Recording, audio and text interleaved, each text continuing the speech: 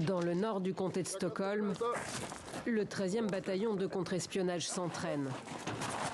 Une journée comme les autres pour ses conscrits, ou presque, car l'entrée prochaine de la Suède dans l'OTAN est dans tous les esprits.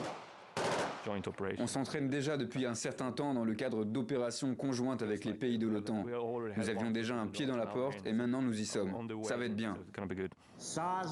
Lundi, à une écrasante majorité et un mois après leurs homologues turcs, les parlementaires hongrois ont enfin ratifié la candidature du royaume scandinave. Un feu vert que Stockholm attendait depuis presque 2 ans. La Suède laisse désormais derrière elle 200 ans de neutralité et de non-alignement. C'est un grand pas. La Suède est un pays exceptionnel, mais nous rejoignons l'OTAN pour mieux défendre tout ce que nous sommes et tout ce en quoi nous croyons. La Suède, qui comme la Finlande avait annoncé être candidate dans la foulée de l'offensive russe en Ukraine, va donc devenir le 32e membre de l'OTAN.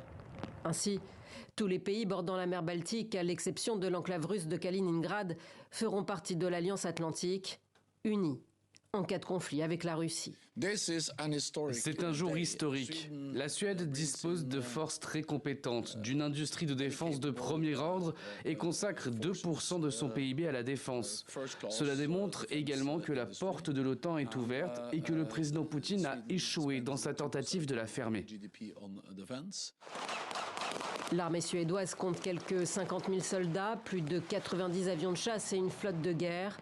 La Suède a signé en outre début décembre un accord autorisant les États-Unis à avoir accès à 17 bases militaires sur son sol.